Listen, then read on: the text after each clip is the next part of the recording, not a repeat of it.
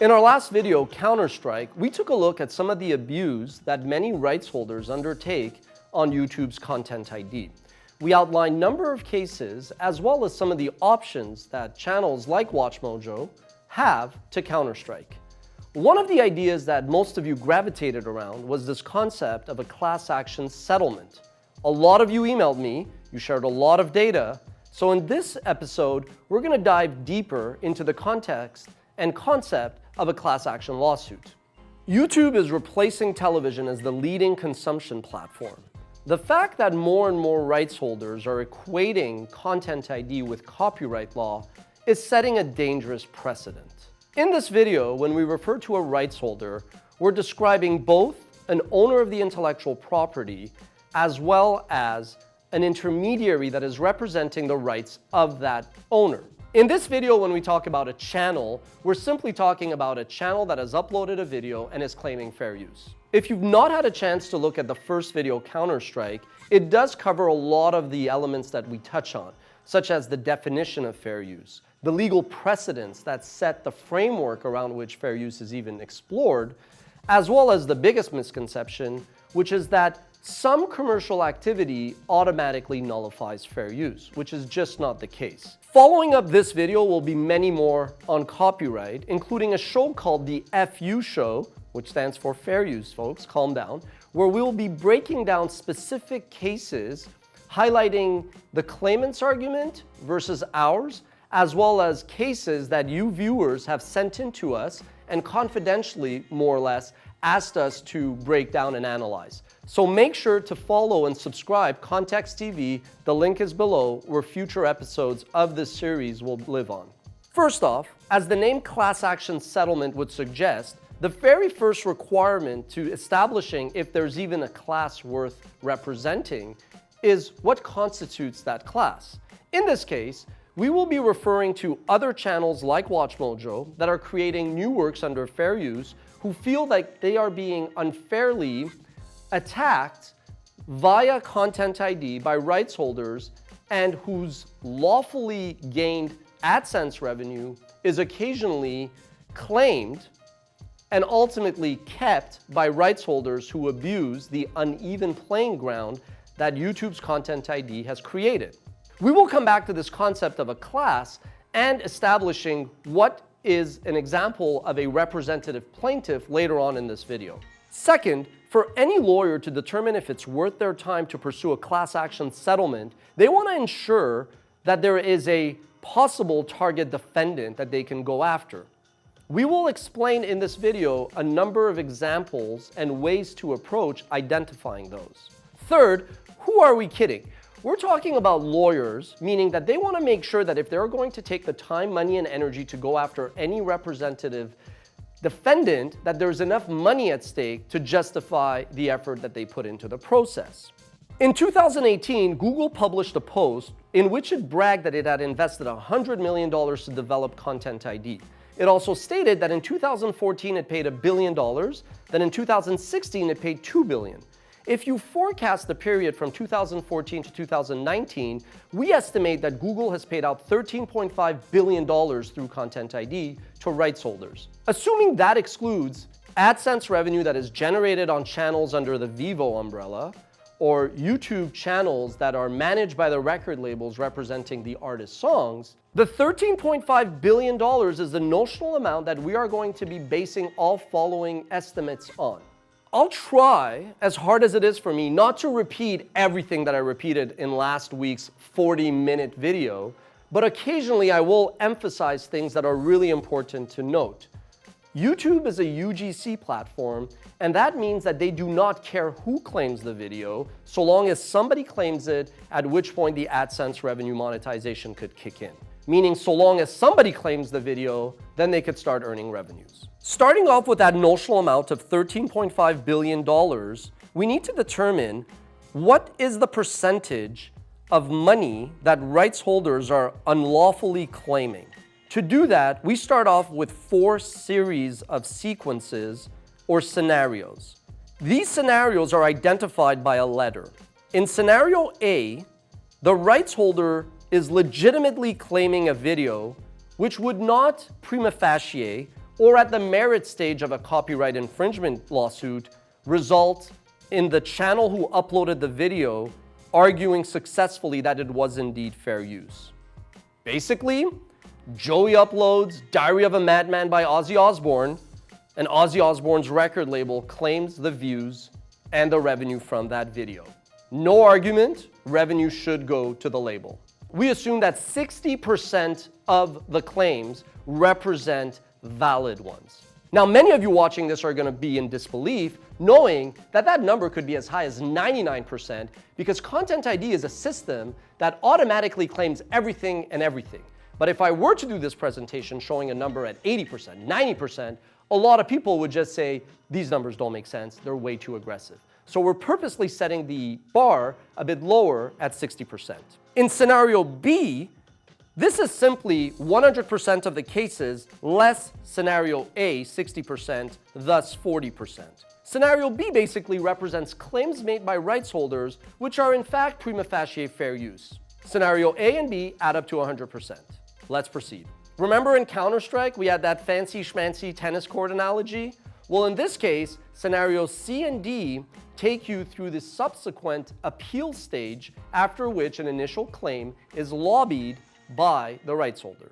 Scenario C are instances where the rights holder does the right thing and, when it is a prima facie case of fair use, accepts the channel's appeal. Or, what usually happens, the rights holder pays lip service and ignores, saying that their claim is valid, but ultimately, as that ball bounces back and forth, eventually lets it slide because they know that at the merit stage they would never prevail and demonstrate copyright infringement, let alone damages. So in this model, we once again assume that 60% end up rightfully going to the channel that uploaded the transformative new work under fair use, and that channel keeps the revenue.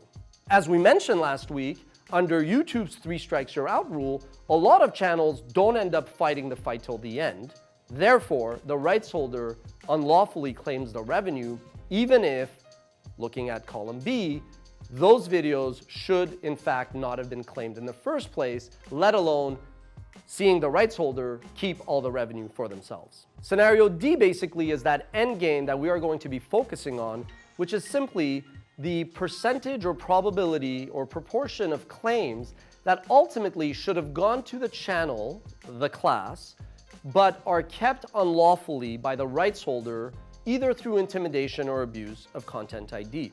Again, in this case, we are using 40% of the claims ending in that scenario, even though that number, case by case, varies dramatically. Now, we want to state that these are all for illustration purposes and each case varies. If you go through the math, from 2014 to 2019, the aggregate payouts through Content ID stand at $13.5 billion. The legitimate claims represent $8.1 billion. And in column D, the value of the amount of AdSense revenues that is unlawfully claimed through abuse and intimidation of Content ID sits at a $2.168 billion amount. A staggering sum, even if it's off by 10 or 20%. Most people watching this video and who manage Content ID on a day-to-day basis will tell you that every day is a rectal exam when it comes to managing CID. They'll also tell you that if 2 billion out of 13 billion is the number we estimate going to the wrong party, 16% is probably an underestimation. But again, we want to be conservative in our analysis. We don't want to get too much inside baseball here, but in theory, the higher the percentage of A, then the higher the percentage of C. Meaning if Content ID claims everything and everything under the sun, then in theory, at the C stage, the rights holders should acknowledge that a lot of these claims were false. That's in theory. In practice, most rights holders just pay lip service and ignore the channel's appeals. Oh, look at that. A copyright owner using Content ID claims some material in your video. What a shock. I don't get a lot of these videos every day. Another detail is that when a rights holder comes around and issues a claim against one of your videos, YouTube has stated that it keeps the money earned through AdSense in escrow so long as the channel then issues an appeal.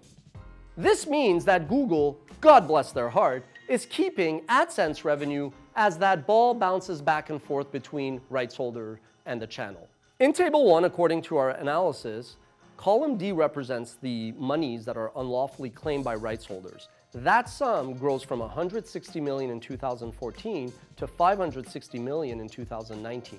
The sum of $2.1 billion is what would represent, in class action terms, the compensatory damages that represent money that YouTube ended up funneling to the wrong party, the rights holders, instead of the channels. To be clear, we're not blaming YouTube here. We're saying YouTube has built a system that rights holders are now abusing and starting to interpret as copyright law. Compensatory damages are awarded in civil court cases where losses occurred as a result of the negligence or unlawful conduct of another party. Here, that would mean the $2.1 billion that rights holders obtained by abusing Content ID and intimidating channels. Now, as I mentioned last week, WatchMojo has been fortunate to have the wherewithal, the knowledge, the confidence, the persistence, and the masochism to fight back, assert our rights, and successfully prevail in many of these claims. However, it dawned on us a year ago that if we ever wanted to explore this concept of a class action lawsuit, that for lack of better words, we needed to set a trap. How did this trap work? In a couple of instances, during the back and forth process, we made sure that the counterparty, the rights holder, was basically stating via email things that would come across as abusive behavior, intimidating our channel and our business if we would not back down and drop our appeals. We did this not just to get them to express themselves on the record, but also because we wanted to start measuring what the damages could be according to these individual videos. We also chose these rights holders very carefully because we wanted to ensure that they could in fact represent representative defendants in a class action settlement lawsuit. And since fair use boils down to not your overall catalog, but individual videos on a case-by-case basis, we also purposely chose videos to let go, to sacrifice, that were using 10, 20% at most of the rights holder's IP. Meaning if we were producing a top 10 music songs that play at weddings, and a rights holder was claiming 100% of our video's revenues, even though their IP represented 10%, and that 10% was video that we were commenting on, we purposely wanted to cite two specific examples where no sane judge would agree that a rights holder should claim 100% of that revenue. So if you're watching this and in the past, occasionally I've eventually said, all right, we'll agree to disagree. In the Counter-Strike video, we showed a specific example of where a rights holder was clearly acting in anti-competitive behavior, which raises antitrust issues. But that being said, we don't think that the path towards delivering justice to channels comes through an injunction preventing the use of Content ID or antitrust. A class action lawsuit, while not perfect, may ultimately be the best path forward. In this video, there's two things I want to avoid. One is sounding like a 13-year-old boy, if you saw last week's clip, and two, getting too inside baseball. That said, ironically, it's worth getting into two specific details. Damages in the context of copyright are different than damages in the context of a class action settlement. If I or you could buy something for $10 to use in a video and I don't, and I claim fair use, the loss of $10 is not actually how you necessarily define damages in copyright. Damages in copyright is more if I take somehow a link that Universal Music sent me to an unreleased song and publish it before its release, therefore nobody buys the song afterwards. That's damages in copyright infringement. In class action lawsuits, it's different. If that top 10 songs played at weddings video generated $500 but only used 10% of BMG's works, and if BMG claims 100% of the $500 it generates, I can cite $500 as the damages that BMG caused me. That's a very important nuance.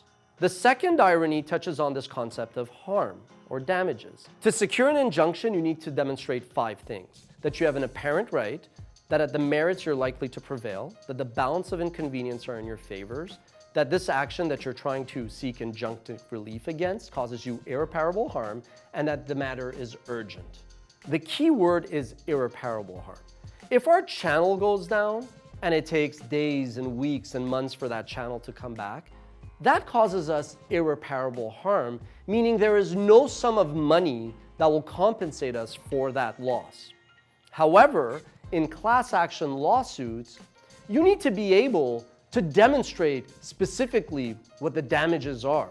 So in that previous songs at weddings video example, if we ended up losing $500, think of that trap, and we can show that to a court that the action of the rights holder caused us in monies that should have gone to us that went to somebody unlawfully, then that bolsters our case. Those are two very important distinctions that reinforce why a class action lawsuit and not an injunction or antitrust is the way to proceed. So it's nice and dandy to be able to say that this notional amount of $2 billion is what YouTube has been basically directing to the wrong party. Great, hats off. Now what? Lawyers will not pursue a class action settlement if they cannot identify a target defendant. I want to go on the record and state that we are not actually at this moment recommending that anybody files a class action lawsuit against anybody. We're hoping that cooler heads prevail, and this is a public service announcement of sorts to the CEOs, to the shareholders, and to the board of directors of these companies whose employees are clearly abusing Content ID, not necessarily through malice, but through a lack of education and a lack of training.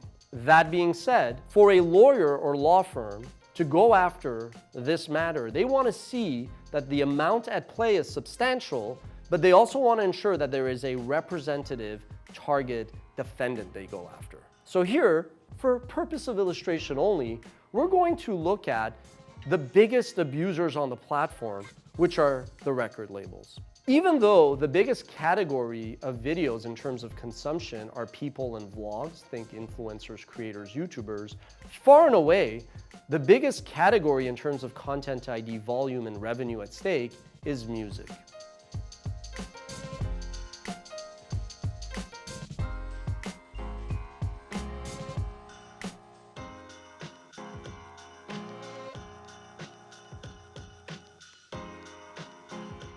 So the first thing we're going to do at this stage is break down and estimate the percentage of Content ID claims based on category. Based on our 10-year experience on YouTube and common sense, we estimate YouTube's music category to generate 30% of the claims, followed by sports at 22%, then movies at 17.5%, followed by gaming, and all around other category at 10%, finally creators at only 5%, because the theory is, if you're Joey and Monica chronicling little Todd's first steps, chances are that you're not being abused by Content ID, even though UMG versus Lens was a case specifically, actually, of a record label doing precisely that with a Prince song in the background. I know what you're thinking. Did I really watch this video for some calculus? Well, here's the thing. The following is basic math. If you take the $2.1 billion from Table 1, and if you take the 30% that the music category represents from Table 2, and you multiply it, you get about $650 million of monies that the record labels have likely, possibly, allegedly claimed unlawfully. The biggest misconception around fair use is that commercial use automatically nullifies fair use. That's not the case. We've outlined all the precedents. I highly recommend you watch the previous video or read the articles. In that same article that Google touted the proficiency of Content ID to reduce piracy and basically pay off the record labels, they cited that in a year period from 2017 to 2018, they paid out $1.8 billion to the recording industry. Now that $1.8 billion obviously includes revenue they paid out to Vivo channels, as well as the channels of musical artists that the record labels manage directly. So if you consider that $1.8 billion was paid in all to record labels, a sum of $600 million and change being unlawfully claimed, or 30%, doesn't sound so crazy anymore. The recording industry is broken up as such. Universal Music owns 30% of the pie, Sony and Warner own about 15–17%, BMG I estimate owns about 10%, and the rest are some indies. If a lawyer wanted to estimate how much an individual target defendant was exposed to, well, they could simply multiply the market share of a given company, in this case Universal's 30%, by that $650 million that we estimated goes to the music industry as a whole. Meaning Universal's exposure by itself is over $200 million, followed by Warner and Sony at $110 million each, and our friends at BMG at about $70 million. Now that's simply compensatory damages. With class action lawsuits, the idea is to prevent abuse going forward. This is where things get a bit more dicey in terms of the jurisdictions at play. In Canada, where we are domiciled, most class action lawsuits actually target companies who harm consumers. In this case, WatchMojo is a company, and while there are other smaller companies who are also adversely affected by these abusers, the reality is there are also a lot of individuals who create these mashups, upload them, and then see their revenue unlawfully claimed. However, it's also unclear, and definitely not a fait accompli, that a corporation cannot lead as a representative claimant a class action lawsuit in other jurisdictions. Again, we're not recommending or suggesting that anybody even pursue this. We're just gotten to the point that we think, hey, let's give the benefit of the doubt to these wonderful executives at these record labels who maybe are just not aware of the full picture. But it's worth noting that compensatory damages alone don't show the full set of risk. In various jurisdictions, punitive damages can grow from 2 or 3 times the compensatory damages to as high as 16 to 20 times. So, just using a rough median mean average of 10 times punitive damages, Universal's exposure alone stands at $2 billion off of that $200 million in compensatory damages that they've claimed unlawfully from channels. Also using that 10x ratio, as an industry alone, the $650 million that we estimate that the record labels have claimed unlawfully represents possibly $6 billion worth of damages, including punitive charges. And when you consider all rights holders who've claimed $2 billion according to our estimates, that same 10x ratio pegs the notional amount of full exposure at $20 billion in damages. Remember that company Ingrooves, whom I called out for being exposed to a class action lawsuit by copying their investors after we had a little bit of a back and forth? Well, Universal Music Group actually acquired them earlier this year in 2019. Now granted, Ingrooves had been on the auction block for over a year, so I doubt my exchange to their investors had anything to do with their sense of urgency to unload of the asset, but it just goes to show that these companies are well aware of how Content ID has given them this unfair advantage in the marketplace, and they're not just reducing their exposure, but they're doubling down. Too much of a good thing is actually never a good thing, and Content ID has now given such an unfair advantage and become so abused by these rights holders that it's actually now gone to the extreme, exposing all of them to massive exposure. BMG, if you recall, even went on the record to say, quote, YouTube's Content ID system will automatically and indiscriminately claim any proceeds of artists represented by BMG, irrespective of who the uploading party is, end quote. That's basically a tacit admission that they're acting as judge and jury and equating Content ID with the law.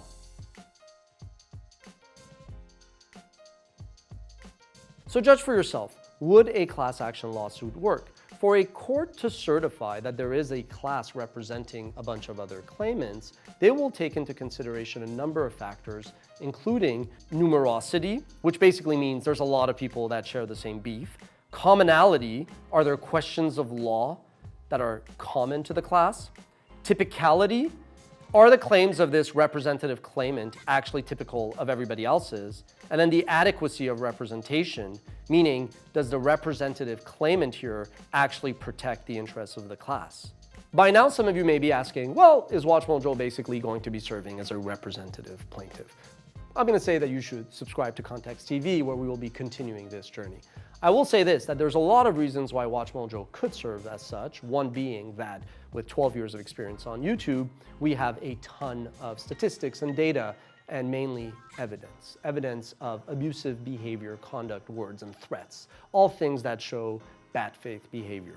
But there are also some reasons why WatchMojo may not make sense to be such a representative plaintiff. That doesn't mean that we're not here to lend our resources, our know-how, to basically push back a little, but hopefully hope that cooler heads prevail. I'd also like to take the opportunity to say that I would much rather partner with these rights holders than fight them. Some of you at those companies are probably watching this going, what the f***? I thought we were chatting, Ash. And we are, and I'd like to continue those conversations. I think I've just gotten to a point where every time we try to have a constructive discussion, you or the company you represent turns around and says, well, we're quite happy with Content ID. And I find myself repeating, and I hate to use this word, but educating how fair use works, how copyright works, and that just because you have this tool that allows you to serve as a proctologist every day doesn't actually mean that you should be using it as such. To that end, I only use the record labels, not only because they're clearly the biggest abusers, but because it was the easiest way to calculate what the compensatory and punitive damages could be. Another way to estimate what like the worst offenders are liable for is just to apply the Pareto principle, which means that 80% of claims come from about 20% of the abusers, the biggest abusers. In other words, the bad hombres, the worst of the hombres. And if you look at this other table that we crafted, basically, if you assume that 20% of claims come from the biggest abuser of Content ID, 10% come from the second biggest abuser of Content ID, 50% come from that last tranche that make up the top 20%, and then 20% of the claims come from the rest, the 80%,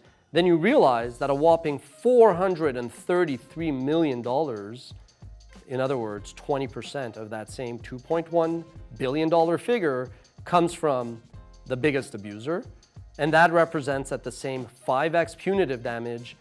Oh, look at that number, $2.1 billion. To conclude, based on my 10-year experience at WatchMojo, I could probably write down the names of the 5 biggest abusers, and I guarantee you that 3 of them are going to be actually the 3 biggest abusers.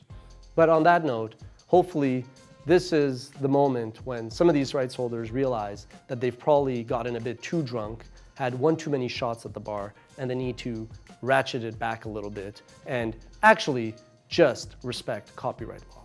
Make sure to follow us on Context TV, where we will be following this journey. We're also going to be launching the FU show, which stands for fair use, and taking a specific case that week, a specific item dispute, and break it down. And it'll be starring a lot of our favorite players, the BMGs and the Zephyrs and the UMGs. All companies that we know, work with, but who are mighty, mighty confident behind the keyboard and behind Content ID.